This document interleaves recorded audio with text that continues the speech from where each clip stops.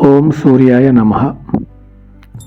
సూర్యదేవుణ్ణి పూజిస్తే కలిగే ప్రయోజనాలని ఈ వీడియోలో తెలియజేస్తాను. మనము ప్రతిరోజు కూడా ఉదయాన్నే సూర్యుని యొక్క ఆ కిరణాల కోసం, వెలుతురు కోసం అందరూ కూడా ఎదురు చూస్తూ ఉంటారు. చీకటి నుంచి మరలా వెలుగు కోసం. సమస్త జీవరాశికి ఆహారాన్ని అందించేది సూర్య భగవానుడే అని మనకి శాస్త్రం చెబుతోంది. అందుకే సూర్యారాధనకు వారాల్లో తొలి వారము ఆదివారం దాన్ని కేటాయించారు. సూర్యుడిని మనం ఆదివారం మాత్రమే పూజించాలన్నమాట.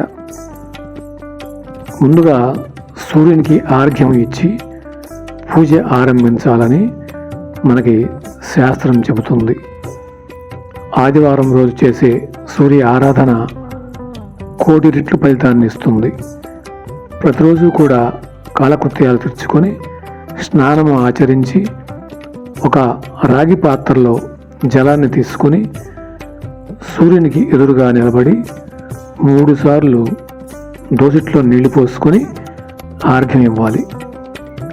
సూర్యోదయం సమయంలో సూర్యునికి ఆర్ఘ్యం ఇచ్చి సూర్యునికి ఎదురుగా నిలబడి 12 సార్లు సూర్య నమస్కారాలు చేయడం వల్ల దారిద్ర్య బాధలు తొలగిపోతాయని మనకి శాస్త్రాలు తెలియజేస్తున్నాయి.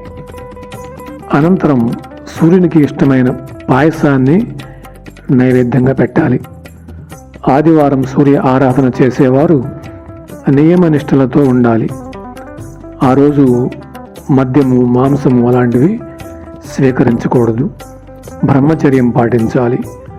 ఆరోగ్య ప్రదాత, ఆహార ప్రదాత సూర్య భగవానుని నియమనిష్టలతో పూజిస్తే ఆరోగ్యం, ఐశ్వర్యం, ఆయుష్ వృద్ధి చెందుతాయని మనకి శాస్త్రం చెబుతుంది.